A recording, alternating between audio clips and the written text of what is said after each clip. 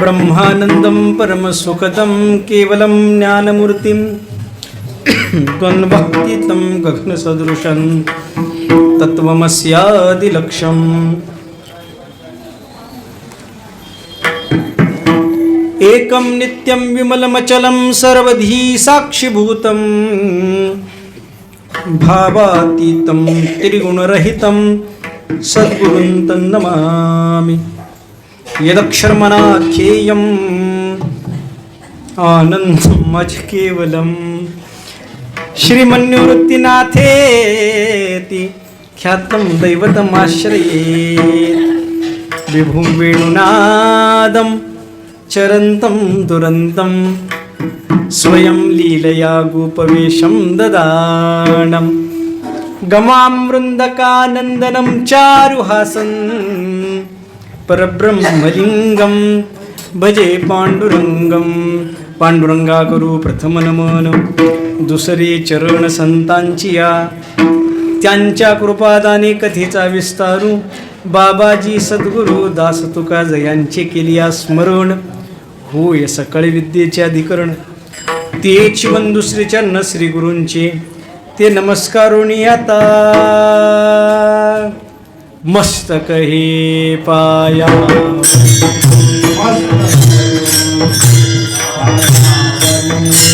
मस्तक हे पाया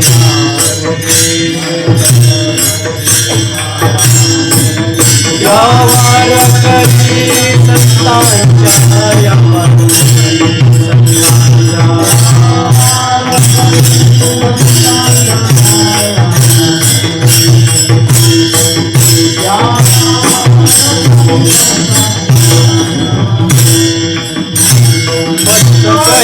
पायावरी यावर कधी संतांच्या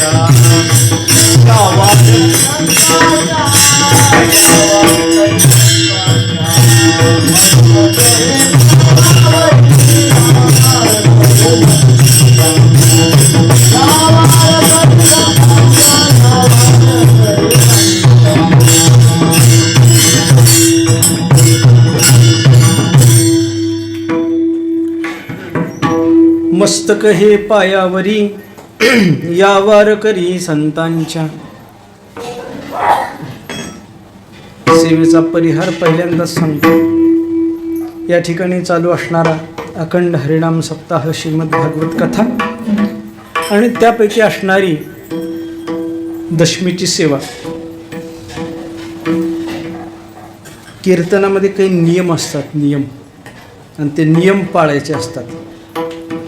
पहिली गोष्ट म्हणजे बोलायचं नाही।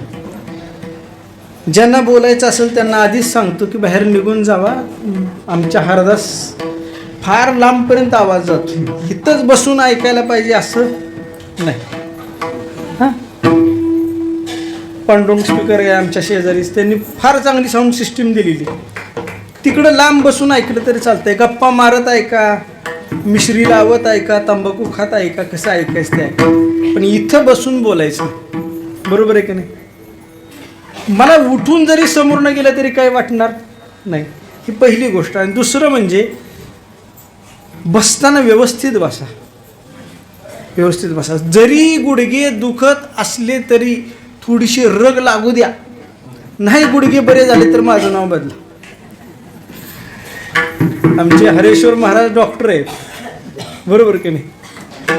पण त्याच्यापेक्षा मोठा डॉक्टर देव आहे। हां, कीर्तनात जर आपण व्यवस्थित बसलो, कसलीही दुखी असू द्या जातेच, पण कीर्तनात जर वळवळ केली ना दुप्पट वाढत। मान्य आहेत का दोन नियम? मान्य असेल तर पुढे सुरुवात करू आपण। हां, सेवेसाठी घेतलेला अभंग शांती ब्रह्मनाथ महाराज यांचा सगळ्यांच्या पाठातील आपण नित्य जी गुरु परंपरेचे अभंग म्हणतो त्यामध्ये असणारा हा अभंग आहे।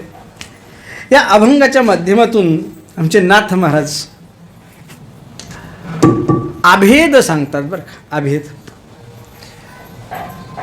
काही काही अभंगाचे विशिष्ट प्रकार आहेत, त्यापैकी हा एका विशिष्ट प्रकारातला अभंग आहे।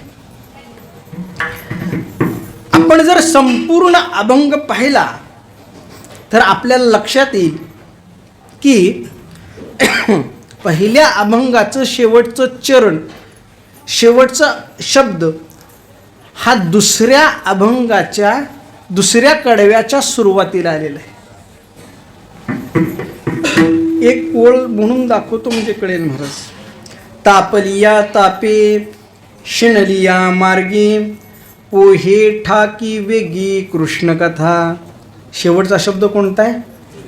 कृष्णकथा. दुसऱ्या कडव्याची सुरुवात कृष्णकथापासून झाली. कृष्णकथा गंगा सावळी उदक मना बुडी देख उल्लावसी. आता हे उल्लावसी की नाही ते पुन्हा घेतलं महाराज. ओल्लावळे मन इंद्रिया टवटवी गोपीराज जीवी साठविला जीवी जाणायाची खुणा तरी होय करुणा सर्वाभूती. तो सर्वाभूती परत घेतला. सर्वाभूती राम दृष्टीचे देखणे नाही दुजे पण आडवस्ती. हा आडवस्ती शब्द पुन्हा घेतला. आडवस्ती नाही एका जनार्दनी श्रीरंगा वाचोनी अनुनिनी. काही काही विशिष्ट अभंग आहेत. आपण बाळक्रीडा नित्य म्हणतो महाराज. त्या बाळक्रीडेमध्ये सुद्धा असंच आहे. देवादी देवा जगत्रय जीवा परी येशी केशवा विनंती माझी. तो माझी शब्द परत घेतला. माझी वाणी तुझी वर्णी गुणनाम ऐसे देई प्रेम काही कळा कळा तुझ पासी. हे सगळे अभंग अलौकिक बुद्धिमत्ता असणारे आपले संत आणि संतांनी हे अभंग लिहिलेत. हे अभंग नुसते अभंग नाही, नुसतं काव्य नाही बरं का, लक्षात ठेवा. काव्य आहे पण ते काव्य अलौकिक काव्य. अगदीच थोडक्या भाषेत सांगायचं झालं तर वाङ्मयाचे दोन प्रकार पडतात. एक लौकिक वाङ्मय, पौरुषेय वाङ्मय असं म्हटलं जातं, आणि दुसरं जे वाङ्मय आहे त्याला अपौरुषेय वाङ्मय म्हटलं जातं. आणि संतांचे सगळे अभंग हे अपौरुषेय आहेत. एका व्यक्तीच्या मतीचं, एका बुद्धीचं हे काम नाही. अरे अनेक व्यक्ती आले, अनेक मोठे मोठे असणारे विद्वान झाले, पण त्या विद्वानांना या अभंगामध्ये एकही चूक सापडली नाही. एकही चूक सापडली. एखादं गाणं नवीन आलं बाजारामध्ये चित्रपटाचं, किती वेळ चालतं? 1 महिना, 2 महिने, 3 महिने, 4 महिने, 1 वर्षभर. त्याच्या पुढं जर ती गाणं लागलं तर आता गाणं ऐकणाऱ्यापैकी इथं कोण कोण आहेत मला माहीत नाही, पण तेच जर गाणं ऐकलं तर परत ऐकू वाटतं का? ऐकू वाटत नाही. पण आमच्या माऊलींच्या हरिपाठाचा विचार करा, माऊलीच्या ज्ञानेश्वरीचा विचार करा, तुकोबारायांच्या गाथ्याचा विचार करा. आम्ही नित्य म्हणतो, नित्य वाचतो, पण अविट गे माई अवीट आहे. अवीट का अवीट आहे? कारण हे वाङ्मयच अपौरुषेय आहे. एका व्यक्तीच्या बुद्धीचं एका व्यक्तीच्या माध्यमातून हे निर्माण झालेलंच नाही. कारण अपौरुषेय का म्हटलं तर त्याचं उदाहरण देतो महाराज. संतांचा, तुकोबारायांचं प्रमाण आहे महाराज. संत नवती जगा मानसाच्या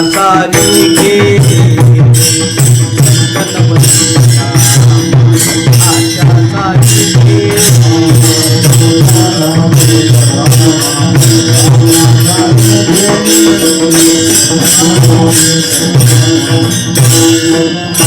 समुद्र नदी तोहे पैगा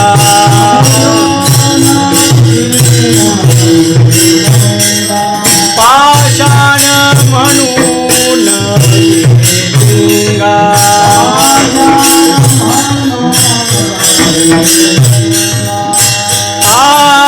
संत नवती जगा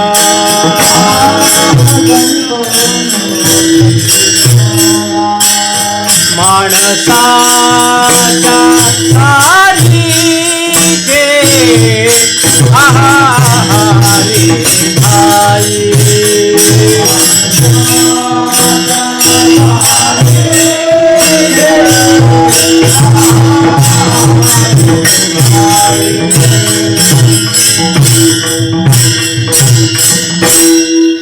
दमानं झटक्यात घेतोय बरं का. अहो संत मनुष्य आहे का? संत मनुष्य ना माणसासारखे दिसत असले तरी संत नवती जगा. तुकोबरायांना 2 हात आहेत, नाथ महाराजांना 2 हात आहेत, मलाही 2 हात आहेत. तुकोबरायांना 2 पाय आहेत, मला आपल्या सगळ्यांना 2 पाय आहेत. मग त्यांच्यामध्ये आणि आपल्यामध्ये फरक आहे का हो? फरक आहे ना. कसा फरक आहे? साधं सोपं उदाहरण सांगतो. इथं बसल्या बसल्या शेजारच्या अंगावर थुंका शेजारच्या अंगावर. काय करेल तू? हा, कीर्तन बाजूला राहील आणि भांडणं सुरू होतील का नाही? होतील. पण आमच्या संतांनी राग व्यक्त केला का हो? प्रसाद देऊनी मुक्त केला, प्रसाद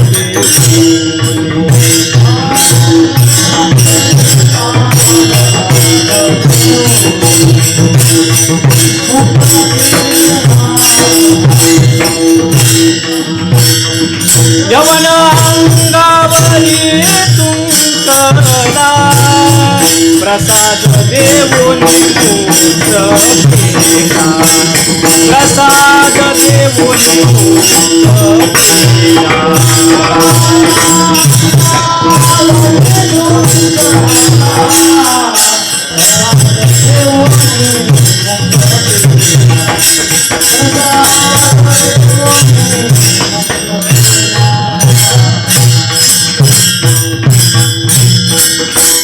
अहो 108 वेळा मुसलमान एक अंगावर थुंकला आमच्या नाथ महाराजांच्या, पण राग आला का हो? नाही. म्हणून संत नवती जगा माणसाच्या सारखे. अहो लात लागली जाता येताना तर माणूस रागानं बघतोय की नाही? पण संत महात्मे शांतीचे सागर आहेत म्हणून सांगितलं संत नवती जगा माणसाच्या सारखी. म्हणून संत वाङ्मय कसं आहे? अपौरुष आहे. लक्षात ठेवा. आमच्या इथं गाथा आहे का नाही, गाथा ज्ञानेश्वरी असा खाली ठेवत नाहीत, कधीच खाली ठेवत नाही. का? अरे देवापेक्षा जर महत्व कशाचं असेल तर गाथ्याचं. देवापेक्षा जर महत्व कशाचं असेल तर ते वाङ्मयाचं आहे. वाङ्मयाचं महत्व. संतांचं वाङ्मय म्हणजे साक्षात संत आहेत. बस याच्या पुढं काही बोलायचं नाही. तुम्हाला वाटतंय तुकोबारांचा सहवास घडावा, आपण 450 वर्षापूर्वी जन्माला आलो असतो तर बरं झालं असतं. 400 वर्षापूर्वी माऊलींना मला बघायची इच्छा आहे. 700-750 वर्षापूर्वी जन्माला आलो असतो तर बरं झालं असतं. येडा आहे. आजही माऊली आहेत. कुठे आहेत? वाच ज्ञानेश्वरी. कळतं का नाही? कळतं. पण आपल्याला असं आहे, दुसऱ्याचं जेवढं बरं वाटतं आपलं मात्र नको. हां, दुसरी व्यक्ती आपल्या एवढीच कष्ट करत असते, परंतु त्या कष्टाच्या बाबतीमध्ये आपल्याला काही वाटत नाही.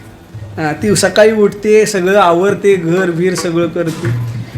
मग बाहेरचा त्रयस्थ व्यक्ती एक कोण येतं. आता ह्याच्यामध्ये जास्त सासून सुनेचा भाग आहे बरं का. सुनबाई सगळं काम करत असते, सासूबाई विनाकारण दमत असते. बरोबर का नाही? दमून बसते, करते. शेजारी विचारते काय झालं ग? काय सांगू म्हणले, काम करावं लागते. म्हणजे काय केलं? दात घासले, आंघोळ केले, वेणी घातली, दमले म्हणले. हे काम आहेत का हो? पण माझी सून मात्र काही काम करत नाही. दुसऱ्याचं माणसाला बरं वाटतं महाराज. पण हे लक्षात ठेवा, 3ऱ्या अध्यायामध्ये वर्णन केलं महाराज. परधर्मो भयावह. दुसऱ्याचा धर्म अंगीकार करणं, दुसऱ्याचं कार्य करणं म्हणजे काय आहे? भय आहे. भय आहे. आणि या भीतीतून मुक्त व्हायचं असेल, या कष्टातून जर मुक्त व्हायचं असेल तर साधा सोपा मार्ग आहे महाराज. कोणता? बघा, आपण जर विचार केला तर आपण अविरत प्रयत्न करतो महाराज. किती प्रयत्न करतो? जेवढा प्रयत्न आपण भगवंतासाठी करत नाही तेवढा प्रयत्न कशासाठी करतो? संसारासाठी करतो महाराज. आमच्या माऊली ज्ञानेश्वर महाराजांनी सांगितलं, महाराज कष्टाने करतो. आणि कसा करतो? रात्रंदिवस करतो. काय प्रमाणे? सायासे करिसी प्रपंच दिनी निशी. तर दिनी निशी म्हणजे काय? दिन म्हणजे रात्र आणि निशा म्हणजे दिवस. बरोबर ना? आहेत जागे आहेत. रात्रंदिवस करतो. काय करतो? प्रयत्न करतो. पण याच्यामध्ये एक क्षण तरी देवासाठी आहे का? बर, एवढं सगळं करून काय मिळालं हाताला? सांगा बरं, जगामध्ये कोण सुखी? जगामध्ये कोण सुखी? आमच्या रामदास स्वामींनी तर छाती ठोकपणे विचारलं, जगी सर्व सुखी असा कोण? विचारी म्हणा. दुसऱ्याला विचारू नको. कारण मला जर विचारलं तर मी म्हणतो बबन महाराज सुखी. बबन महाराज म्हणतात हरी महाराज सुखी. हरी महाराज म्हणतो माझं कसलं सुख, त्यापेक्षा ज्ञानेश्वर महाराज सुखी. बरोबर की? ज्ञानेश्वर म्हणतो तू कसला सुखी म्हणतो, त्यापेक्षा आपले महाराजच सुखी आहे की. असा राऊंड फिरत असतो महाराज, राऊंड फिरत असतो. दुसऱ्याचं सुख बरं वाटतं. दुसऱ्याचं सुख म्हणजे सुख आणि आपलं सुख म्हणजे दुःख वाटतं लोकाला. याला वेदांतामध्ये सातिशय नावाचा दोष म्हटले. सातिशय नावाचा दोष मते वृत्ती प्रभाकरच्या 3ऱ्या याच्यामध्ये आहे.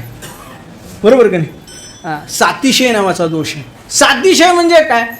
तर प्रत्येकाला वाटतं दुसऱ्याचं पद आपल्याला मिळावं, दुसऱ्याचं पद आपल्याला वाटावं. जो ग्रामसेवक आहे त्याला वाटतंय सरपंच व्हावं, सरपंचाला वाटतंय निदान जिल्हा परिषद सदस्य व्हावं, जिल्हा परिषद सदस्याला वाटतंय आमदार व्हावं, आमदाराला वाटतंय खासदार व्हावं, खासदाराला वाटतंय मुख्यमंत्री व्हावं.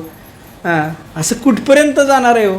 इंद्राला वाटतं ब्रह्मदेव व्हावं, इथपर्यंत जात आहे महाराज. ब्रह्मदेवाला शिवपदाची इच्छा आहे, शिवपदाला विष्णुपदाची इच्छा. याला म्हणतात सातिशय नावाचा दोष. आणि सगळीकडं हा सातिशय नावाचा दोष आहे बरं का, सगळीकडं. अगदी वैकुंठामध्ये सुद्धा आहे, वैकुंठामध्ये सुद्धा सातिशय दोष आहे. याचं वर्णन भागवतामध्ये केलेलं आहे बघा. ज्यावेळेस पुतना आमच्या भगवंताकडे गेली त्यावेळेस भगवंतानी विश्वकर्माला आज्ञा दिली की एक आसन तयार कर. आसन तयार कर म्हटल्याबरोबर आपण नेहमी काल्याच्या कीर्तनामध्ये हा ऐकतो. आसन तयार कर म्हणल्याबरोबर भगवंतापेक्षाही मोठं आसन, उंच आसन तयार केलं. आता ज्या अर्थी तिथं उंच आसन तयार केलं त्या अर्थी कुठंतरी कमी आसन असणार आहे. बरोबर का नाही? यालाच म्हणतात सातिशय दोष. वैकुंठामध्ये सुद्धा सातिशय दोष आहे. आपण उगं म्हणतो महाराज भोगीचं बसावे मौनवत, पण तिथली बी लोक गप बसत नाही. हितनच गेलेली तिथं असते. तिथं ना काही चालू असतं महाराज. काय मिळालं तुम्हाला करून एवढं सगळं? अहो काहीच मानत नाही महाराज. शेवटी आमचे तुकोबाराय भगवंताकडे आले, भगवंताने विचारलं काय झाले तुकोबाराय? तुकोबाराय काय झाल्या बरोबर तुकोबाराने हात पुढं केला, म्हणले बघा देवा. देवा बघा म्हणल्यावर देवाने हातात हात घेतला आणि बघितलं, अंग गरम झाले. अंग गरम झाले. तर अंग गरम झालं म्हटल्याबरोबर आमच्या असणाऱ्या भगवंताने विचारलं, का हो तुकोबाराय, बरं नाही का तुम्हाला? बरं नाही काय? बरं नाही काय म्हटल्याबरोबर त्यांनी सांगितलं, काय सांगू म्हणले देवा. मला या कुटुंबामध्ये राहून त्या सगळ्यांची सेवा करून करून करून करून ताप आलाय महाराज. संसाराच्या तापाच्या माध्यमातून एवढा तापलो, एवढा तापलो.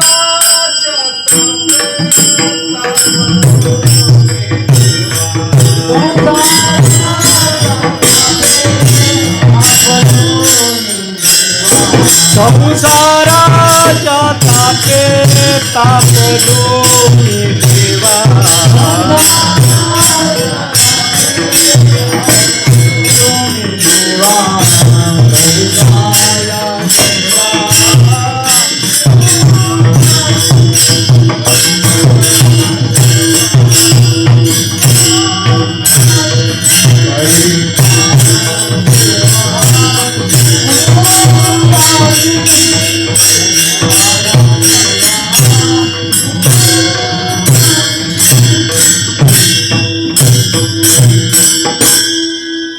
एवढा तापलोय म्हणजे संसाराच्या माध्यमातून ताप निर्माण झाला. तर हा ताप कोणता?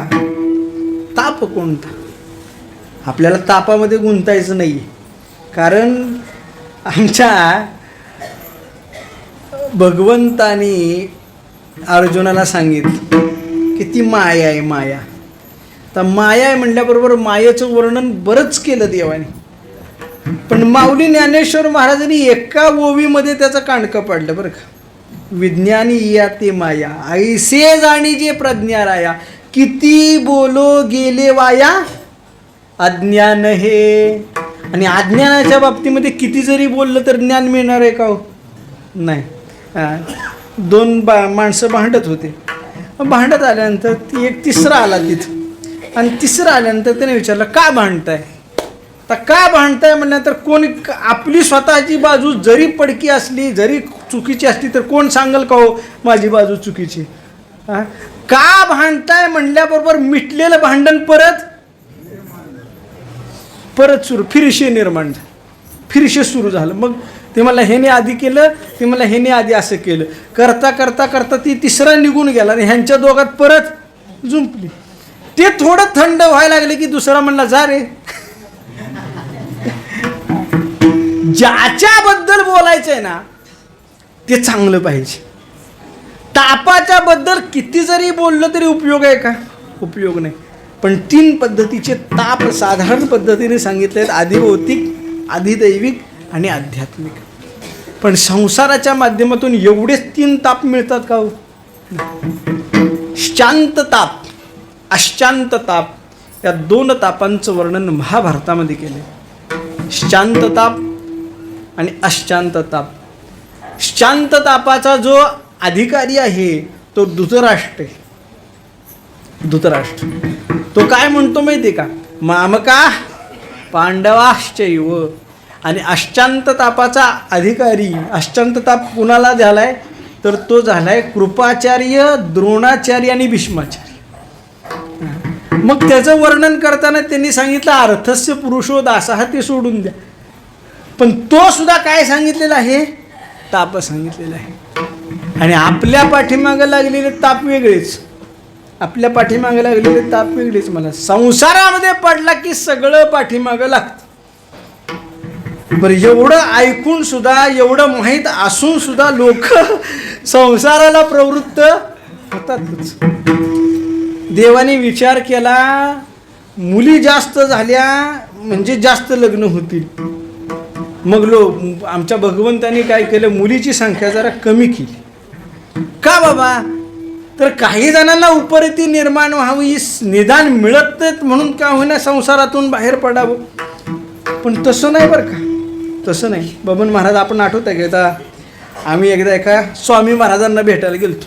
आपले उपपीठ आहे शंकराचार्यांचं, आणि तिथं भेटायसाठी गेलो होतो.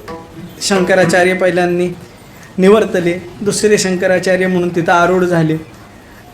तुम्ही नव्हता, माझ्या मते तुम्ही नव्हता. आमच्या पंढरपुरातली काही माणसं होती, आम्ही घेऊन गेलो तिकडं. तर पहिल्या शंकराचार्यांचा आणि आमचा विशेष संबंध, प्रेम होतं. आता नवीन पीठावर बसला म्हणलं जाऊन भेटावं म्हणून गेलो मी. माझ्यासोबत 10-12 जण होतो. आम्ही गेलो तिथं, त्यांचा सत्कार वगैरे केला, नमस्कार वगैरे केला. तर महाराज मी सगळ्यांना घेऊन गेलो होतो. पण ती शंकराचार्य माझ्याशी कमी बोलायचे, पण आमच्या गावातलं एक आला होता त्याच्याशी जास्त गुळगुळ बोलायचे. तर काय करावं म्हटलं. बरं असू द्या म्हटलं, त्यांचा परिचय असेल, आपला तर परिचय नव्हता. झालं, आम्ही सगळे 2 दिवस मुक्काम केला, सगळं झालं, आमची पूजा वगैरे झाली. आम्ही माघारी निघालो. माघारी निघाल्यानंतर ती पाठीमागं बसला होता, त्याला उत्सुकता जास्त माझ्यापेक्षा. मी म्हटलं असेल परिचय, कशाला विचारावं. तिने सांगितलं महाराज शंकराचार्यनं ओळखलं का? म्हटलं नाही बाबा. पूर्वाश्रमीचा या आश्रमाचा काही संबंध आहे का? संबंध नाही. मग त्याने विचारलं, मी नाही म्हणून सोडून दिलं. पण त्याच्या मनामध्ये काय विचार होता मला कळत ना. त्याने 3-3चा त्यांचा विषय काढायचा, 3-3चा विषय काढायचा. मग शेवटी त्याला विचारलं, तुला काय सांगायचं आहे ते सांग, तुला काय सांगायचं आहे ते सांग. शिष्याची मर्यादा आहे, जोपर्यंत गुरु विचारत नाही तोपर्यंत बोलायचं नाही, ही शिष्याची मर्यादा आहे. पण तो शिष्य असा होता, त्याला सांगायचं तर होतं, पण फक्त एवढंच वधवून घ्यायचं होतं, मी म्हणावं त्याला की सांग बस, आमच्या पुढचे असते. आणि असं असल्यामुळं थोडी गाडी पुढे गेली की त्यांनी विषय काढायचा, थोडी पुढे गेल्यानंतर विषय काढायचा. ते शेवटी मी विचारलं, का रे म्हणले, तुझा आणि त्याचा परिचय. असं बोलल्याबरोबर जो मागं सरकून बसला होता ती पुढंच आला. महाराज म्हणला, तुम्हाला ओळखलं नाही त्याला. म्हणले नाही. काय? अहो म्हणले 10-12 पुरी बघितल्या. म्हणले मी ह्याच्यासाठी 10-12 पुरी बघितल्या म्हणले, पण एकाला काही एक पुरगी होय म्हणाला. अक्षरशः म्हणले आम्ही त्या पुरीच्या वडिलांना 2 लाख रुपये द्यायला तयार झालो, तरी पोरगी ह्याला मिळना. मग वैतागून शंकराचार्य झाला, वैतागून इकडं आलाय. संसारामध्ये एवढा त्रास आहे, एवढा त्रास आहे, कळावा म्हणून देवानी पुरीची संख्या कमी केली, पण तिकडं जाऊन सुद्धा उपरती होती का? नाही. अजून त्याला आशा आहे, याच्याशी बोलावंच वाटतंय अजून. संसारामध्ये खरोखर जर काय दुःख असेल तर ते संसारामध्ये महाराज. याचं वर्णन करताना सांगितलं महाराज, ऊर्ध्वमूलम अधशाखम अश्वस्थम प्राहुर्व्ययम छंदांसी यस्य पर्णानी यस्य वेद सवेदविद. आणि हा असा आहे की हा दिसतो कमी पण असतो जास्त प्रकार. आता माझ्यापेक्षा तुम्ही खेड्यामध्ये जास्त आहात. काही झाडं अशी असतात महाराज, काही झाडं अशी असतात, तुम्ही कितीही तोडा ते परत उगवतच येतच. काँग्रेसचं बी एकदा शेतात पडलं, एकदा एका ठिकाणी काँग्रेसचं बी पडलं की ती निघतं का? अरे काय करा, जाळा, तोडा, फेकून द्या, वाळवा, भाजी करून खावा, तरी हाईच. अजून एक आहे बघा, पिंपळ वृक्ष असा आहे. पिंपळ वृक्ष कुठं येईल माहीत नाही, पण एकदा का आला की सहजासहजी ती जागा सोडत नाही. बरोबर का नाही? आणि हा वाढतो कसा? तर नुसता वाढत नाही महाराज, याची मुळं एवढी खोलपर्यंत जातात की याचं मूळ समूळ उपटून काढलं हे अशक्यपणाय गोष्ट. सहजासहजी हे उपटता येत नाही. मग त्याला एक उदाहरण दिलंय महाराज, आमच्या भगवंतानीच 15व्या अध्यायामध्ये सांगितलं, असंग शस्त्रेन दृढेन. एकच शस्त्र घ्यायचं, असंग नावाचं शस्त्र घ्यायचं, आणि हा संसार रूपी जो वृक्ष आहे, हा संसार रूपी वृक्ष छेदून टाकायचा. याशिवाय दुसरं क्षेत्र आहे का? आमचे तुकोबाराय वर्णन करतात महाराज, न करी रे संग राही रे निश्चल,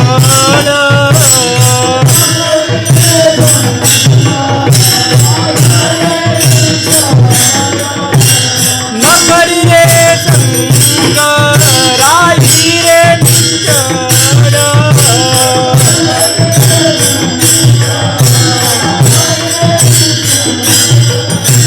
लागोने मला ममतेचा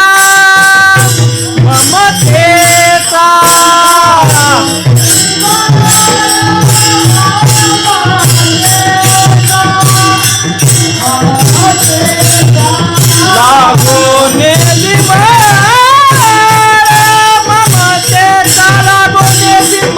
ममतेचा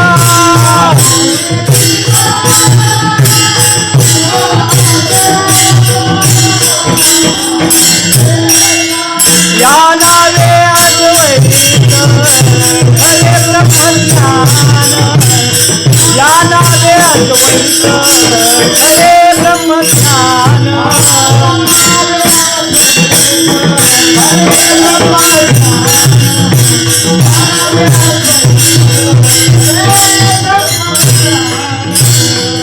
न करी रे संग राही रे निसंग, लागोने विमला ममतेचा,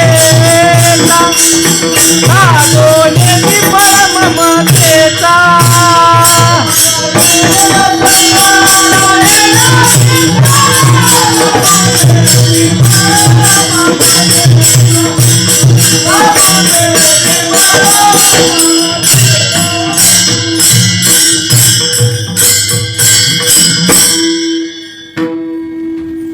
निस्संग राहायचं. निस्संग राहायचं म्हणजे काय? कुणाच्याही आद्यात मध्यात राहायचं नाही. शक्य आहे का हो? मनुष्य व्यक्तीला हे शक्य आहे का? कुणाच्या आद्यात मध्यात नाही, एकटा राहतोय, कुणाविषयी बोलत नाही, कुणाविषयी भांडत नाही, कुणाशी काही बोलत नाही.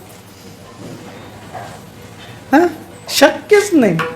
दोन माणसं एकत्र आली की ते दोघं एकमेकांबद्दल कधीतरी बोलतात का हो?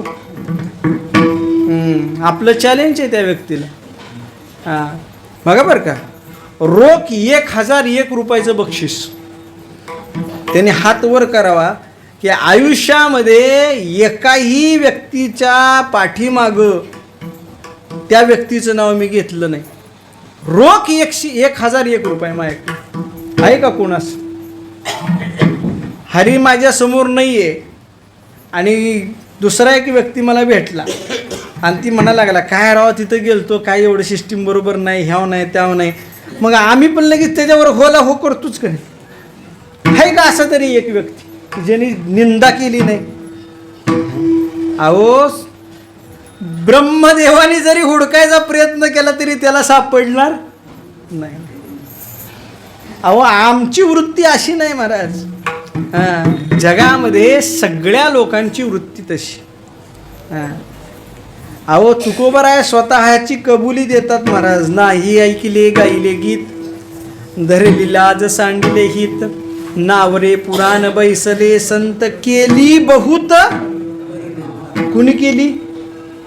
तुकोबराय स्वतः सांगतात, माझ्या हातून झाली आधीच्या काळात सांगतात.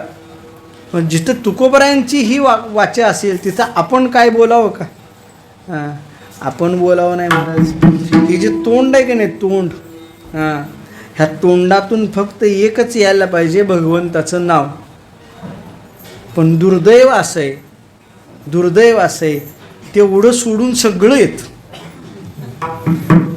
हां, देवाने जीभ आपल्याला दिली, कशासाठी दिली? हां, जिभेच्या माध्यमातून नाव घेता यावं यासाठी दिली महाराज. पण आपली जीभ कशासाठी आहे महाराज? जेव्हा लाचावली भोजना, दूध घृत शर्करा पक्वांना, निंदिले उपांना, तेने पाविजे मुखबंधना. याच्यासाठी महाराज. निश्चळ कुणीही राहू शकत नाही ना असंग कुणीच राहू शकत नाही. अरे, कोरोनामध्ये लोक घरामध्ये होते, घरातली लोक बरोबर होती, तरी कधी एकदा लॉकडाऊन संपते कधी बाहेर पडतोय असं झालं का? काय म्हातारी माणसं जर मिली कशामुळं असतील ना, तर फक्त चागड्यान चुगल्या न करतामुळं मिली. घराच्या बाहेरच जाता येईना. सुनेचं कुणाला सांगायचं आणि दुसऱ्याच्या सुनेचं कुणी ऐकून घ्यायचं, त्याच्यामुळं मिली, बाकीचं काही सुद्धा नाही. निश्चय राहू शकत नाही. मग दुसरा उपाय काय आहे का? निसंग राहण्याशिवाय दुसरा कुठला उपाय आहे का? हा विचारल्यावर आमच्या नाथ महाराजांनी सांगितलं, फार सोपा उपाय, फार सोपा उपाय. काय करायचं? हां, एक नदी आहे, नदी. त्या नदीमध्ये जायचं आणि आंघोळ करायची, बस. जर तुम्ही त्या नदीमध्ये जाऊन आंघोळ केली ना, तर तुम्ही माणसामध्ये राहून सुद्धा निस्संग आहे. कळतंय का? माणसामध्ये राहून सुद्धा निस्संग आहात. तुम्ही लोकांना शिव्या देत असून सुद्धा तुमचं मुख पवित्र आहे. तुम्ही लोकांना लाथा मारून सुद्धा तुम्ही कुणालाही इजा केलेली नाही. फक्त एका नदीमध्ये आंघोळ करायची. फार सोपं आहे की? फार सोपं आहे. हां, फार सोपं आहे. बघा बरं का, माझ्या मते काशी पुराणामध्ये, काशी खंडामध्ये हा एक दृष्टांत आलेला आहे. एकदा शंकर महाराज आणि पार्वती दोघंजण चालत होते आणि जात असताना त्या गंगा नदीच्या तटावर असंख्य लोक स्नान करत होते. तर असंख्य लोक स्नान करत असताना या पार्वती मातेनं आमच्या भगवंताला विचारलं, भगवंता म्हणजे एवढे जण स्नान करतात, मग वैकुंठाला किंवा शिवधामाला मोजकीच लोक कशी पोचतात? बरोबर का नाही? मोजकीच लोक कशी पोचतात? काय काय करावं? तिने सांगितलं, हे बघ देवी, स्नान करणारे भरपूर आहेत, स्नान करणारे भरपूर आहेत. पंढरपूरला येणारी लोक कमी आहेत का हो? एरवी सुद्धा आम्हाला दर्शन घेण्यासाठी अर्धा पाऊण तास देवाचं थांबावं लागतं. म्हणजे आम्हाला नाही, बाकीच्यांना थांबावं लागतं. सहजासहजी दर्शन होतंय का देवाचं? आलो, दर्शन घेतलं, माघारी फिरलो, 10 मिनिटात दर्शन झालं आहे कधी? कधीच नाही. एवढे लोक पंढरपूरला येतात, पण उद्धार किती जणांचा होतो? उद्धार सगळ्यांचा होतोय का? होत नाही. तसं या गंगेमध्ये एवढी लोक स्नान करतात. अरे गंगेच्या, शंकराचार्य वर्णन करतात, गंगेच्या तीरावर एखादा मगर, कासव म्हणून जरी आयुष्य घालवलं ना तरी त्याला मोक्ष आहे. तीरावर बरं का. आणि मनुष्याने जर स्नान केलं तर त्याला मोक्ष नाही का?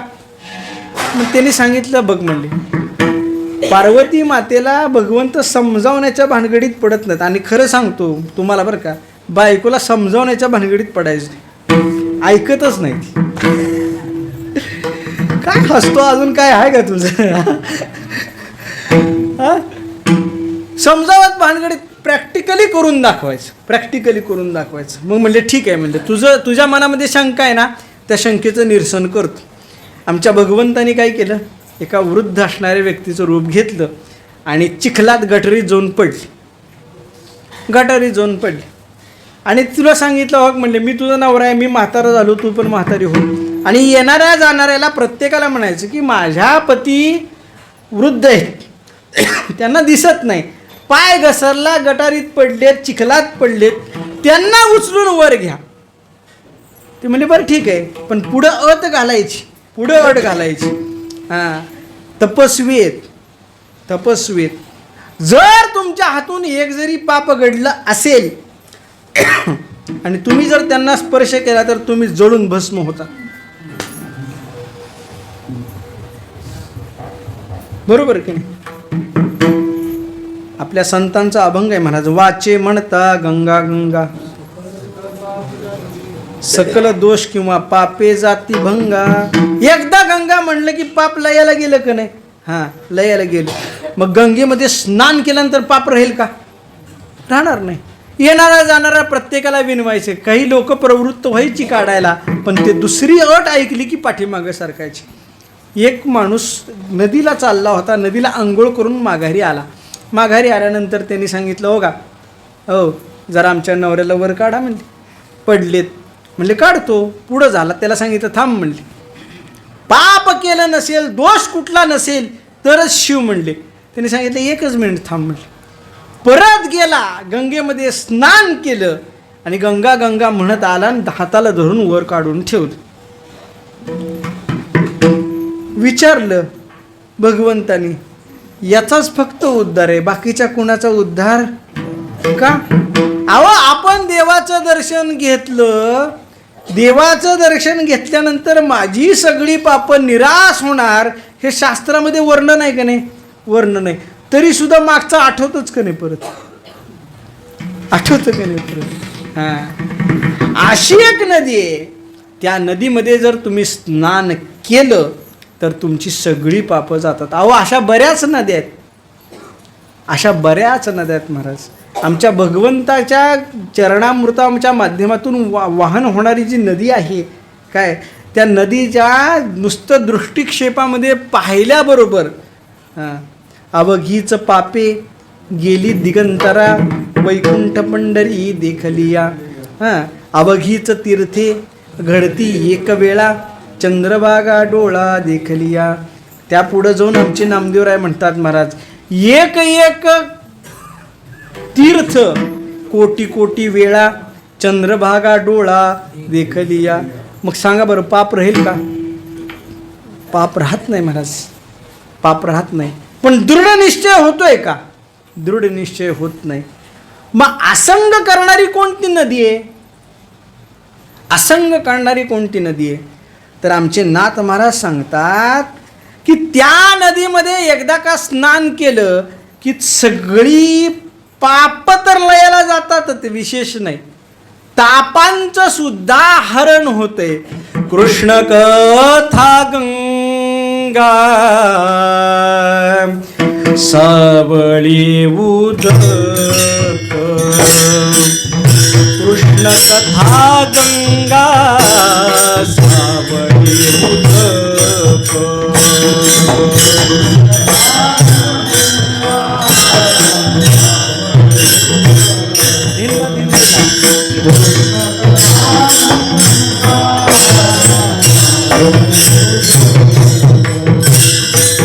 कृष्ण कथा गंगा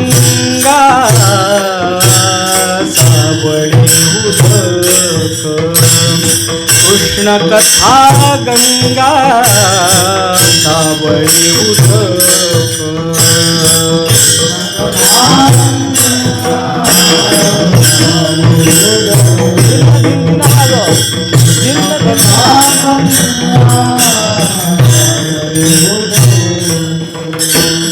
मना बुडी देख बोलावसी,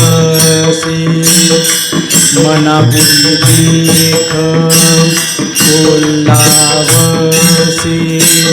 मना बुडी देख ओलावसी ओलावसी. कृष्ण कथा गंगा कृष्ण कथा गंगा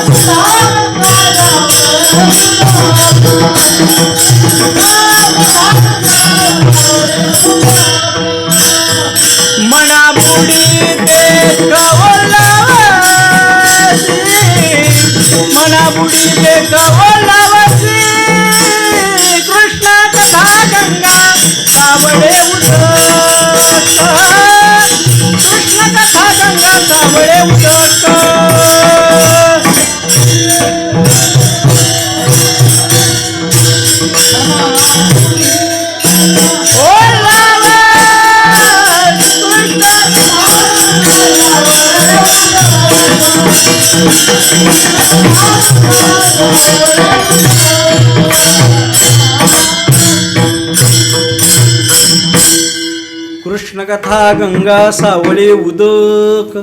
तर ही कृष्ण कथा नावाचं एक सावळं उदक आहे महाराज. आणि त्या उदकामध्ये एकदा का आपण बुडी मारली, पाप गेलं, ताप गेलं, सकळ दोष हरण करण्याचं साधन काय असेल तर ती कृष्ण कथा आहे महाराज. विशेष आहे, विशेषोत्तम विशेष कृष्ण कथा आहे. इतर कथांचा विचार आहे, परंतु वारकरी संप्रदायामध्ये विशेष 2 गोष्टींना महत्त्व दिले बरं का. विशेष 2 गोष्टींना महत्त्व. पहिलं महत्त्व, संत साहित्यांबरोबर वैदिक गोष्टींचा जर विचार कोणत्या 2 केला असेल वारकरी संप्रदायामध्ये, तर पहिलं आहे ते म्हणजे भगवद्गीता आणि दुसरं आहे ते म्हणजे श्रीमद भागवत महापुराण. या 2 गोष्टींचा विचार विशेषत्वाने केला आहे. मी म्हणत नाही बरं का, आपण रोज अभंग म्हणतो महाराज. आपली या हिता जो असे जागता, धन्य माता पिता तयाची. या 3रं चरण काय होत्यात? गीता. भागवत करीती श्रवण. इतर पुराणांचं नाव आहे का? इतर पुराणांचं नाव आहे, फक्त भागवताचं नाव आहे. काय असं भागवतामध्ये महाराज? कृष्णकथा गंगा सावळी उदक. कृष्णकथा भागवतामध्ये, महात्म्यामध्ये, श्रीमद भागवत महात्म्यामध्ये वर्णन केलेले बघा. सरस्वती नदीच्या तीरावर असणारे आमचे वेदव्यास बसलेत. अरे 17 पुराणांची रचना केली, ब्रह्मसूत्र केलं, वेदाचे 4 भाग केले, पण अंतःकरणामध्ये चिंता अजून आहेच. कशाची चिंता आहे? मी जगासाठी काहीच केलं नाही ही चिंता आहे. काहीच केलं नाही ही चिंता आहे म्हटल्याबरोबर त्यांचे गुरु नारद महाराज तिथं आले. नारद महाराजांनी विचारलं, का बरं असा का बसलायस? म्हणले, काय म्हणले देवा, मी सगळं जगासाठी केलं. जगासाठीच केलं ना, का आपल्या व्यासांनी स्वतःसाठी केलं? जगासाठी केलं म्हणले मी, पण मला असं वाटतं मी कुणासाठी काहीच केलं नाही. मग असं म्हटल्याबरोबर व्यासांनी जो काही मुद्दा समोर मांडला तो आमच्या नारद महाराजांनी बरोबर ओळखला. नारद महाराजांनी विचार केला, योग्य माणूस सापडला, म्हणजे योग्य व्यक्ती सापडला. हां, कसं आहे? नियम आहे, अशिष्याय न देयम यो यदि मोहात दास्यती सपापियान भवती. अयोग्य व्यक्तीला कोणतीही गोष्ट द्यायची नाही, आणि अयोग्य व्यक्तीला जर आपण मोहाच्या माध्यमातून गोष्ट दिली तर त्याचं पाप आपल्याला लागतं. अहो, साधं पैसे देताना सुद्धा विचार करून द्यावा. आमच्या तुकोबारांनी सांगितलं, मला सर्वाभूती द्यावे अन्न द्रव्य पात्र विचारोनी. पात्राचा विचार करायचा. अपात्र व्यक्तींना 1 रुपया सुद्धा द्यायचं नाही. आता आमच्याकडे काही लोक येत नाहीत का? पंढरपुरात एरवी येतात की लोक येतात, 10 रुपये द्या. काय आले? अमक्याची दिंडी, अमक्याची पालखी, त्याला बेडी करायची, वरनं उडी मारायची. मार की उडी, पैसे कशाला घेतो? कुठं जातात ते पैसे?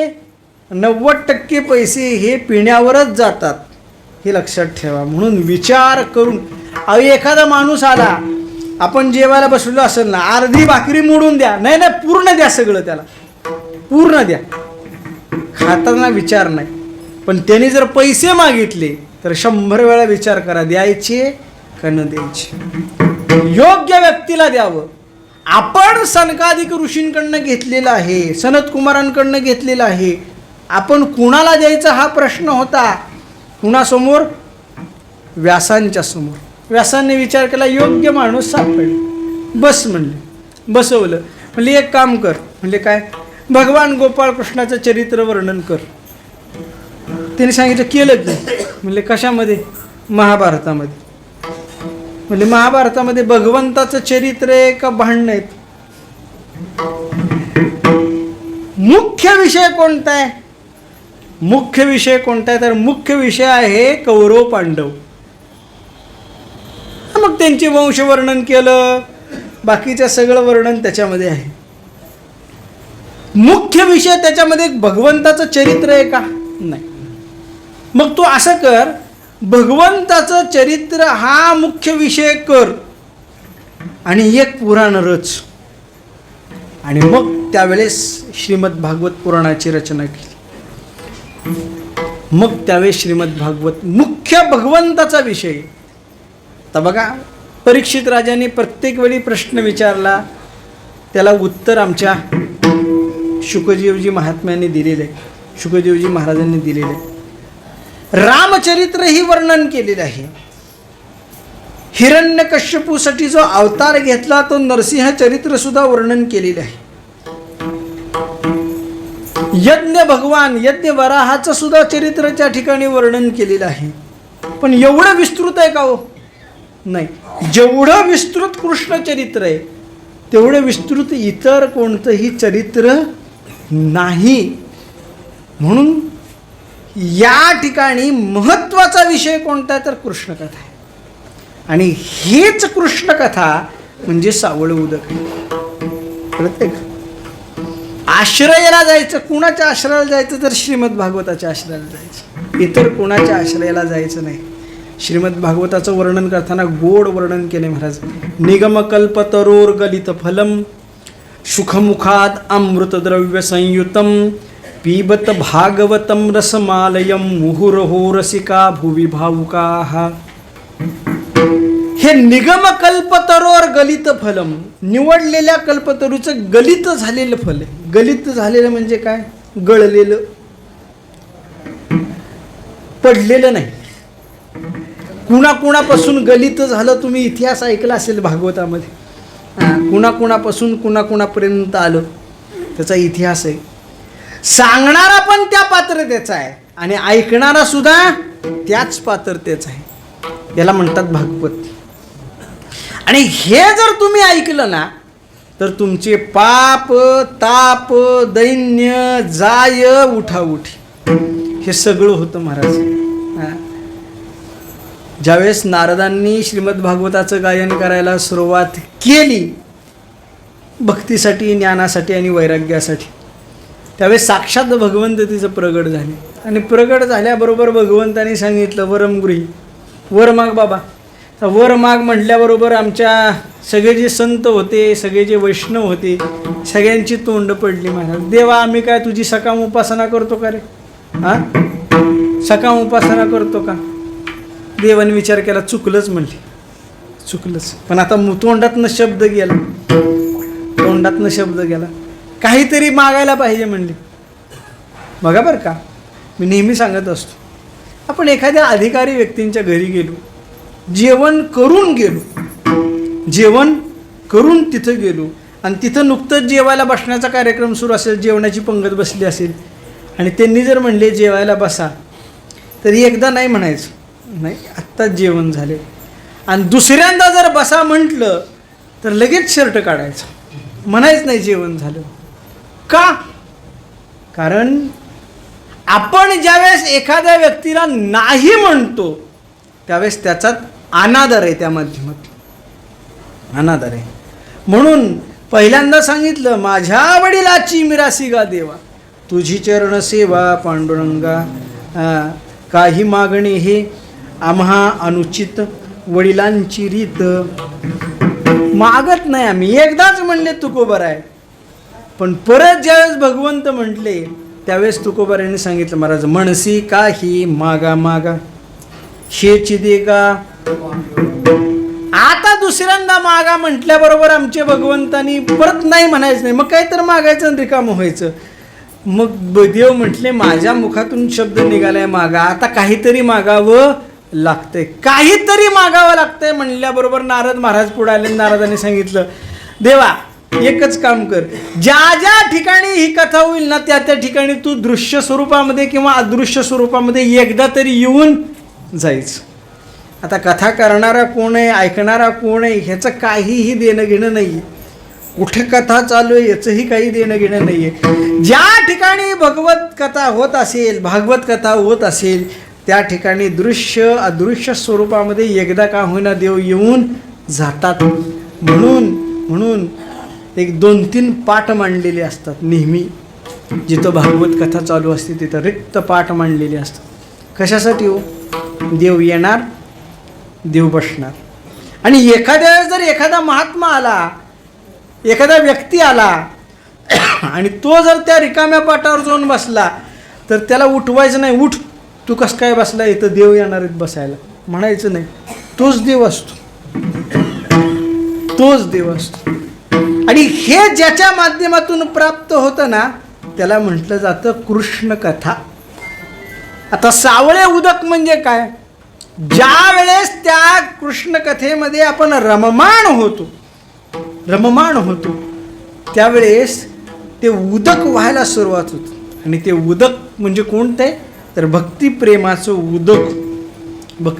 उदक. त्याचा उगमच भगवंताच्या चरणाच्या माध्यमातून आहे. भगवंताच्या चरणाच्या माध्यमातून. भगवंत सावळा आहे म्हणून त्याच्या माध्यमातून निर्माण होणारं जे उदक आहे ते सुद्धा सावळ आहे. म्हणून सांगितलं कृष्ण कथा गंगा सावळे उदक. सावळ उदक आहे, उदक. आणि एकदा का त्या ठिकाणी मन गेलं की परत माघारी येत नाही. परत तिथून माघारी येतच नाही. ही भूमिका कोणाची आहे? संतांची भूमिका आहे. आपलं काय हो? आपलं असं असतं, महाराज म्हणले काय म्हणले भागवत आता 2 टाईम आहे, सकाळी आहे संध्याकाळी आहे. म्हणले होय. मग एक मुक्काम जास्त वाढतंय, त्याच्यापेक्षा असं करा की शेवटच्या दिवशी सकाळच्या सत्रातच भागवत संपवा, म्हणजे आम्हाला घरी जाता येईल. सकाळच्या सत्रातच संपवा म्हणजे आम्हाला घरी जाता येईल. ह्यानी मारली का बुडी? ह्यानी बुडी मारली नाही. यांनी काय केलं माहिती का? यांनी एकच गोष्ट केली. कोणती गोष्ट केली? तर लोकांचे कपडे सांभाळण्यासाठी चंद्रभागेच्या तीरावर थांबला आणि बिगर आंघोळीचा माघारी आला. विठ्ठल विठ्ठल.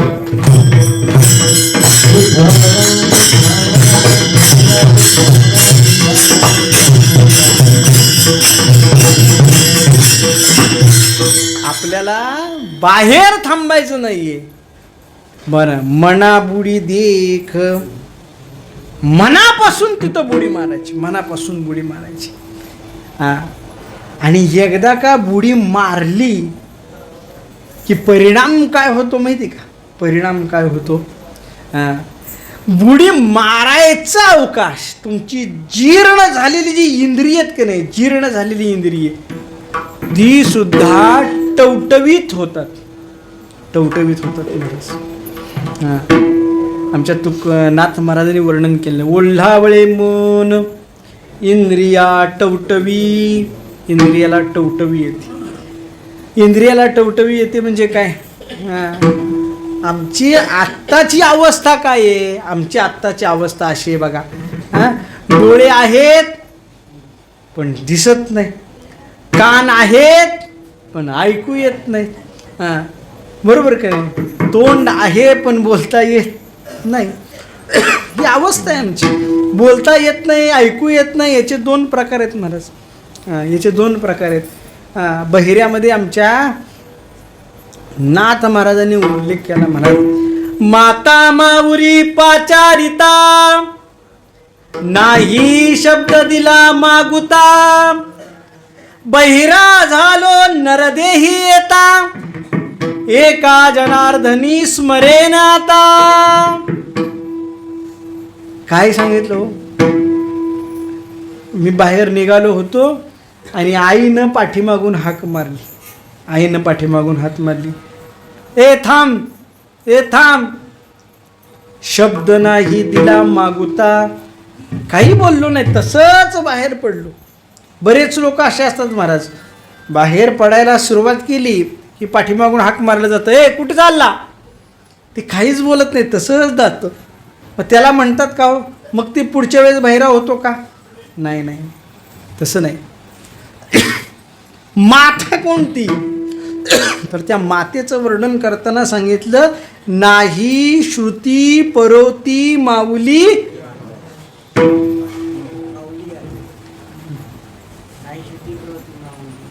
जगा. श्रुती मातेने एखादी गोष्ट सांगितली, ऐकली का हो? ऐकलं नाही. आपण नेहमी ऐकतो महाराज, सत्यम वद धर्मम चर. सत्य बोला, धर्मानुसार वागा. कोण सत्य बोलतो? कोणी सत्य बोलत. जगामध्ये फार थोडी माणसं अशी सत्य बोलतात, फार थोडी. एक हरिश्चंद्र राजा होऊन गेला जो सत्य बोलत होता, बस. आणि त्यानंतर आमच्या धर्मराजाने, युधिष्ठिराने प्रयत्न केला, पण देवाच्या सांगण्यावरून का होईना त्याला खोटं बोलावं लागलं. देवाच्या सांगण्यावरून खोटं बोलावं लागलं. सत्य कोणीच बोलत नाही महाराज. याला म्हणतात माता माऊरी पाचारिता, शब्द दिला नाही मागुता, एका बहिरा झालो नरदेही येता, एका जनार्दनी स्मरेना. आता हे जे आत्ता जे ऐकू येत नाही लोकांना, ऐकू येत नाही ना, हां, त्यांनी मागच्या जन्मी काय केलेलं असतं माहिती का? हां, लोकांची कानं भरलेली असतात. कशाला करताय ती पोरगी, कशाला करताय ती पोरगी. मी नेहमी सांगत असतो, ज्यांनी ज्यांनी लोकाची लग्न मोडली ना, ती म्हणते आमच्या पोराला पोरगी बघा की, आमच्या पोराला पोरगी बघा की. अनेक उदाहरण आहेत, अनेक उदाहरण आहेत. महाराजांना माहिती आहे, बबन महाराज म्हणजे आमचे सगळं माहिती असतं त्यांना. माझं सोडा, तुम्ही यांना भेटा, ही अनेक उदाहरणं सांगतील तुम्हाला. अनेक घडलेले असे दृष्टांत आहेत, अनेक दृष्टांत, की हे लोकांच्या माध्यमातून झालेलं आहे. पण जर तुम्ही या कृष्ण कथेमध्ये बुडी मारली तर बघा बरं का, न होणाऱ्याची लग्न सुद्धा होतात, न होणाऱ्याची लग्न सुद्धा होतात. म्हणजे लग्न होण्यासाठी भागवत कथा ऐकायची नाही, हेही लक्षात ठेवा. लग्न होण्यासाठी भागवत कथा ऐकायची ह्याच्यातला भाग नाही. हां, पण होतात. जर तुम्ही तसा भाव ठेवून वागला तर तुम्हाला ते मिळतं. काय होतं? इंद्रिया टवटवी, इंद्रियांना टवटवी होती महाराज. मग बहिरापणाचा दोष जातो. दृष्टी जे पडळ आलेलं असतं का नाही, पडळ, ते पडळ निघून जातं, स्पष्ट दिसायला लागतं महाराज. मुका झालेला असतो, वाचा गेलेली असते. मुका झालो म्हणजे काय? वैचारिक खरं न बोलणं याला म्हणतात मुका होणं. खरं न बोलणं याला म्हणतात मुका होणं. ते मुकेपणाचा दोष लयाला जातो. आणि सगळ्यात महत्त्वाचं काय होतंय? गोपीराज जीवी स्थिराविला. अंतःकरणामध्ये भगवंताची मूर्ती निर्माण होते महाराज. मूर्ती निर्माण होते. सगळ्यात मोठी फलश्रुती ही आहे, सगळ्यात मोठी फलश्रुती. तुम्ही म्हणाल आहे तशी मूर्ती निर्माण होते. आणि याची जर उदाहरणं पाहायची असतील तर दोन संतांची उदाहरणं आपल्याला माहिती. दोन संतांची उदाहरणं, एक पहिले म्हणजे आमचे हनुमंतराय आणि दुसरे म्हणजे आमचे सावता महाराज. दोघांनीही आपल्या हृदयामध्ये असणारा भगवंत दाखवला.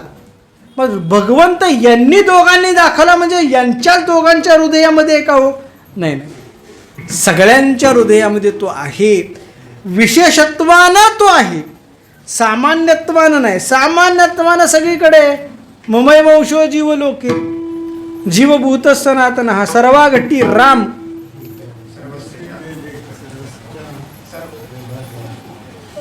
हरिपाठातलं प्रमाण आहे.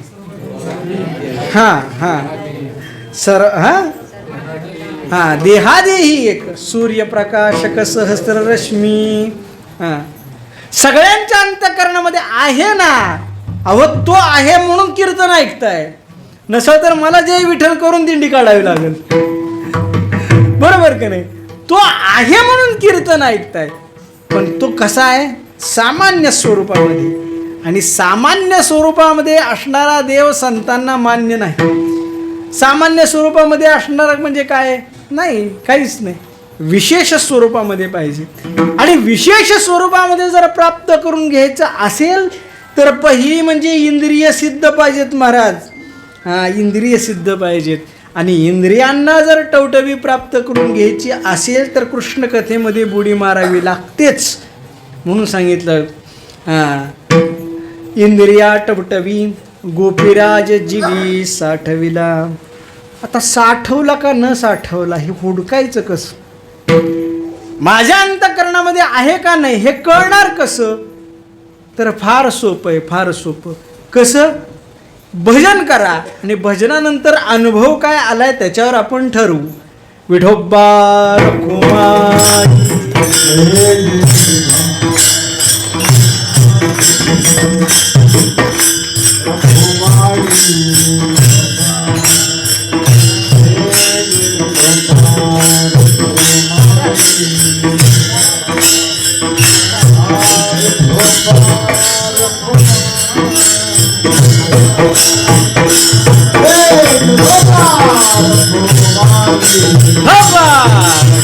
बोला कुंडली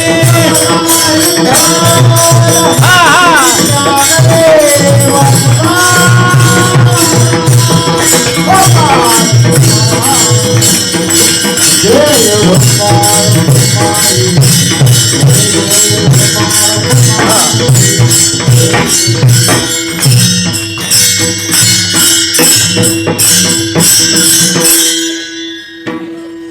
अंतःकरणामध्ये भगवंत साठवला का नाही हे ओळखायचं कसं? फार अवघड गोष्ट आहे महाराज, फार अवघड गोष्ट आहे. आमच्या घरामध्ये गहू किती, ज्वारी किती हे कळणं बघितल्याशिवाय. नवरा बाजारला चालला होता, नवऱ्याने बायकोला विचारलं. ती बायको पण अशी होती, कधी मधीच जायची आतमध्ये स्वयंपाकघरात, कधी मधी जायची. तिने सांगितलं काय काय आणायचं आहे बघ जरा, बघ जरा म्हटल्यानंतर तिनं आपलं बघितलं. प्रत्येक डबा उघडायचा, साखर संपली, गुळ आहे, तांदूळ संपले. डबा उघडल्याशिवाय किती साठवलंय कळतंय का? कळतंय का? कळत नाही. मग अंतःकरणामध्ये किती देव आहे हे कसं कळणार? बघा बरं का, काही ज्या गोष्टी आहेत का नाही, ह्या काही गोष्टी सहज बुद्धीच्या माध्यमातून उकल करण्यासारख्या नाहीतच. वैकुंठवासी बाबा महाराज सातारकरांचा फार एक गोड दृष्टांत आहे बरं का.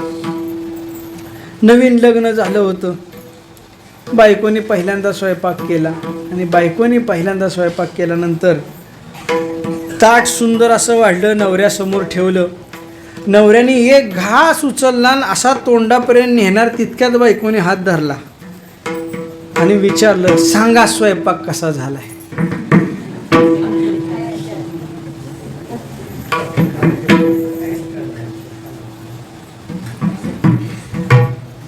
आमची बायको आम्हाला खाल्ल्यानंतर सुद्धा विचारत नाही कसा झालाय.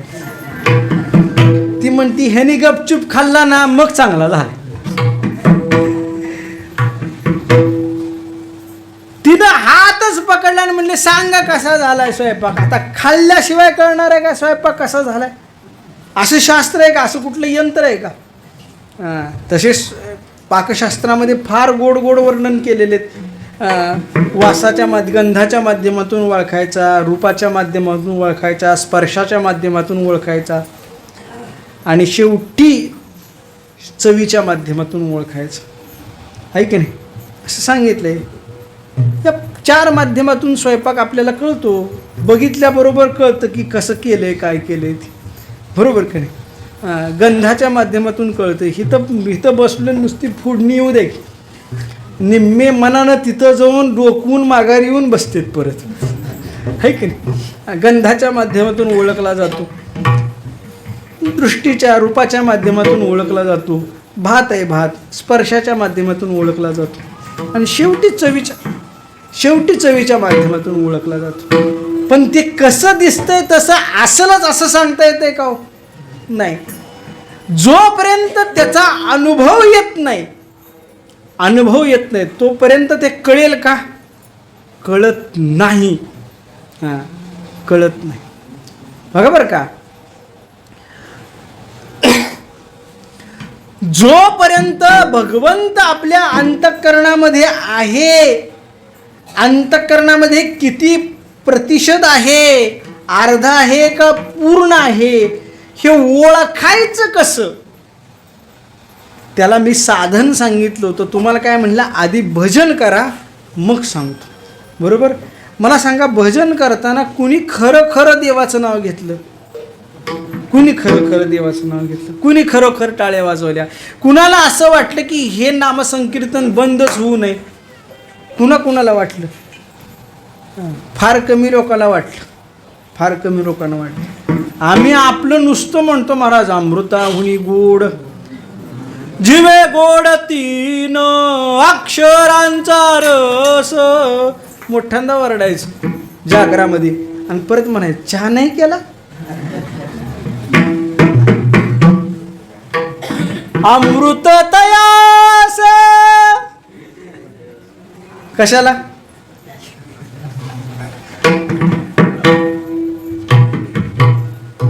ज्या वेळेस अंतःकरणामध्ये भगवंत येतो आणि नामसंकीर्तनाला सुरुवात होते ना, त्यावेळेस तो मनुष्य राहतच नाही महाराज. मनुष्य राहतच नाही. एकदा नारद देवाला भेटायला गेले. नारद महाराज भगवंताला भेटायला गेले, पण भगवंताला नारदांना भेटायचं नव्हतं. मग नारद आल्याबरोबर भगवंतानी काय केलं? झोपेचं सोंग घेतलं आणि झोपले. झोपेचं सोंग घेऊन झोपले. तर झोपेचं सोंग घेऊन झोपल्यानंतर नारदांना माहिती आहे भगवंताला कसं उठवायचं. नारद गेले, भगवंताला नमस्कार केले. देवा उठा, देवा उठा म्हणल्याबरोबर देवाने उठायला पाहिजे, पण उठले नाहीत, कारण देवालाच भेटायचं नव्हतं. नारद लक्ष्मी आई साहेब म्हणल्या उठवू नका म्हणले. म्हणले का? आत्ता झोपलेत म्हणले, दमून आले, 3 दिवस झालं म्हणले, झोप नाही देवाला. आमच्या हरी महाराजांचे इथं 7 दिवस सप्ताह होते, दिवस रात्र तिथं होते, त्याच्यामुळे म्हणले 7 दिवस दमलेत म्हणजे उठवायचं नाही. नारद म्हणले बरं ठीक आहे बाबा, उठवत नाही, मग मी भजन तर करू का? तिकडं कोपऱ्यात उभारून, हां निवांत उभारून भजन करतो महाराज. फार गोड वर्णन केले महाराज क्षीरसागराचं. हां, क्षीरार्णवतो अतिशय सुंदर, सुवर्ण कणवा लुका तयावर. आमचा भगवंताचा जो क्षीरसागर आहे ना, क्षीरसागर अवर्णनीय, अतिशय सुंदर. ज्या पद्धतीनं वाळवंटामध्ये वाळू आहे का नाही, हां तसं सुवर्ण कणवा लुका तयावर. सोन्याची कणेत, सोन्याची कण त्याची वाळू आहे, आणि त्याच्यामध्ये मोठी मोठी जी दगड आहेत का नाही, दगडं ती कशाची आहेत? माणिक, पाषाण, पुष्कराज, नीलम अशी दगड आहेत. आणि तिथं जशी आपल्या इथं बीच समुद्र किनाऱ्यावर नारळाची झाड आहेत का नाही, तसं तिथं कल्पवृक्षाची झाड आहेत. आणि क्षीरसागर कशाने बनलेला माहिती का? आपण सगळेजण म्हणतो महाराज हां क्षीरसागर हा दुधापासून बनलेला आहे, पण तसं नाही महाराज, दुधापासून बनलेला नाही. 3 पदार्थ एकत्र आले आणि त्या 3 पदार्थाच्या माध्यमातून हा क्षीरसागर बनलेला आहे. कोणकोणते 3 पदार्थ बघा. पहिलं सांगतो. पहिलं विशुद्ध कीर्ती आद्य कवींची. आमचे जे कवी आद्य कवी होऊन गेलेत का नाही, जेवढे संत महात्मे आहेत त्या संत महात्म्यांची कीर्ती घेतली. दुसरं पतिव्रतेचं पातिव्रत्य घेतलं. आणि तिसरं आमच्या भगवान शिवशंकराचा अट्टहास घेतला. आणि हे 3 गोष्टी एकत्र घेतल्या. आता हे एकत्र घेण्यासाठी काय पाहिजे? भांडं पाहिजे. मग कशाच्या भांड्यात घ्यायच्या? जर्मनच्या भांड्यात घेऊन चालेल का? चालत नाही. मग त्याला मोत्याचं भांडं घेतलं, मोत्याचं. त्या मोत्याच्या भांड्यामध्ये ह्या 3 वस्तू ठेवल्या आणि राजहंसाच्या पिसांनी त्याचं मंथन केलं. आणि त्यावर जे नवनीत निर्माण झालं का नाही, त्या नवनीतापासून बनलेला क्षीरसागर आहे. सांगा बरं, खराब होईल का कधी? आमच्या नारदांनी विचार केला, तुझं माझं एकमेकाचं सगळं सगळ्याला माहिती. तू जरी झोपेचं सोंग घेतलं तरी तुला उठवायचं कसं मला माहिती. नारदांनी विना घेतली, लावली, भगवंताचं भजन करायला सुरुवात केली. तर भजनामध्ये एवढे रंगीन एवढे तल्लीन झाले की देवाला सुद्धा राहावलं नाही महाराज. देवाला सुद्धा राहावलं नाही महाराज. आमच्या नामदेवरायांच्या फडावर कीर्तन चालू होतं. कुणाचं कीर्तन आहे? निवृत्तीनाथ महाराजांचं, ज्ञानेश्वर महाराजांचं कीर्तन आहे. निवृत्तीनाथ महाराज पखवाज वाजवत आहेत. आमचे नामदेवराय निमंत्रण द्यायसाठी गेले देवाला. देवा कीर्तनाला ये बरं का. देवाने विचार केला, जरा थोडंसं आपण भाव खावा. देवाने भाव खाल्ला. म्हणले जमत नाही रे, म्हणले ना नामदेवा, माझ्याकडं भरपूर काम आहेत म्हणले. म्हणजे बर ठीक आहे. आमच्या माऊली ज्ञानेश्वर महाराजांचं कीर्तन पुंडलिक रायाच्या समोर सुरू झालं महाराज. आणि त्या कीर्तनामध्ये एवढा आनंद निर्माण झाला, एवढा आनंद निर्माण झाला की देवाला वाटलं तिथं येऊन आपण नाचावं. वाटलं पण जाता येतंय का? जाता येतंय का? का जाता येत नाही? नामदेव महाराजांना आपण नाही म्हणून सांगितलं. म्हणून देवाने काय केलं? विटेवर उभारूनच नाचायला सुरुवात केली महाराज. आता विटेवर उभारून नाचणं म्हणजे वीट सोडून नाचता येईल का? नाही. स्थिर उभारले आणि काय करायला सुरुवात केली महाराज? उभा राहोनिया कैसा हलवी तो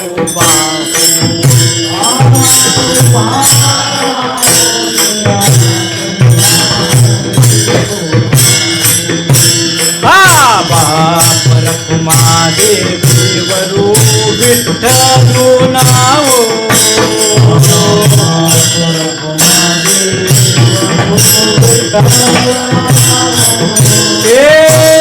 बाप रखुमा देवीवरू विठ्ठलू नावो.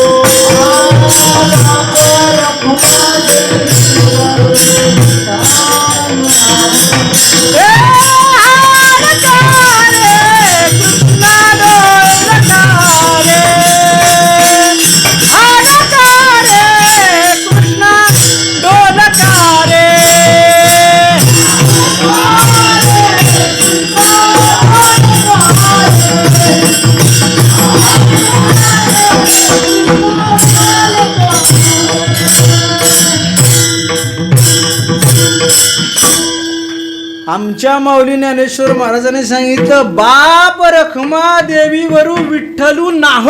हा आमचा देवच नाही का?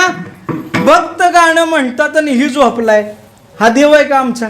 भक्त आमचे भजन करतात आणि हा आपल्या विटेवर लावून मग पुढं भगवंतानी उडी मारली, नामदेव कीर्तन करी, पुढे देव नाचे पाळू, मग ती पुढचा प्रसंग सगळा माहिती आहे तुम्हाला. पण बाप रखमा देवीवरू विठ्ठलू नाहो, आमचा देवच नाही.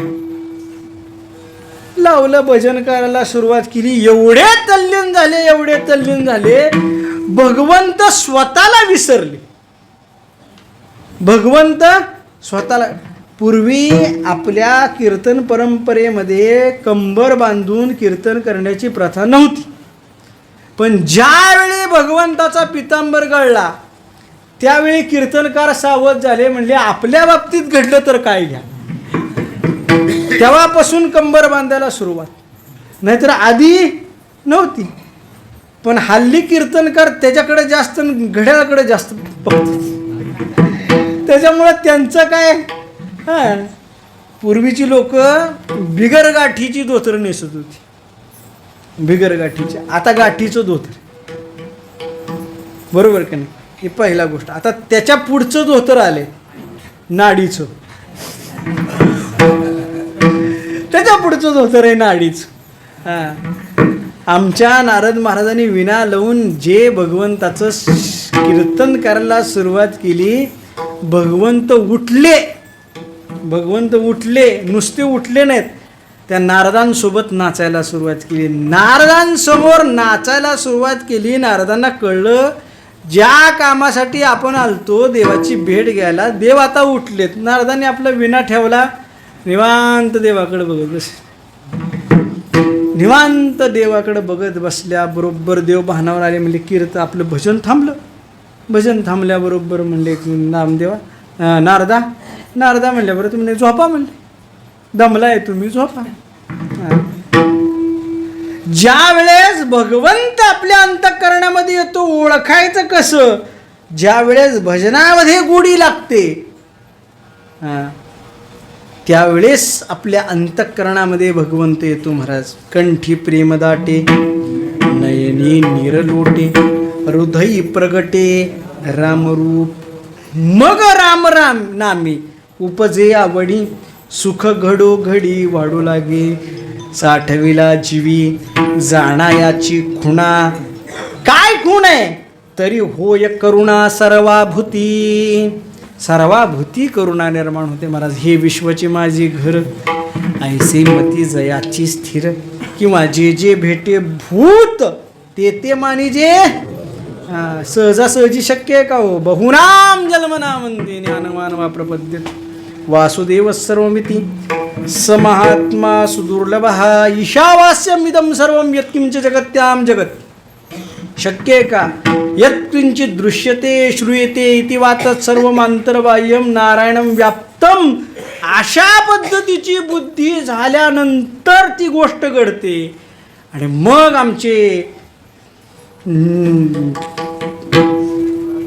नाथ महाराज सांगतात, महाराज एकदा का अशा पद्धतीची आपली वृत्ती झाली की मग आडवस्ती नाही. एका जनार्दनी मग काहीही आडच नाही तुला. श्रीरंगा वाचून अनुनेने, श्रीरंगाशिवाय तो दुसरं काहीच जाणत नाही ही भूमिका आहे. पण त्याच्यासाठी काय करावं लागतं. त्याच्यासाठी साधन मात्र एक आहे महाराज. कृष्ण कथा गंगा सावळे उदक मनाबुडी देख उल्लावसी निवृत्ती ज्ञानेश्वर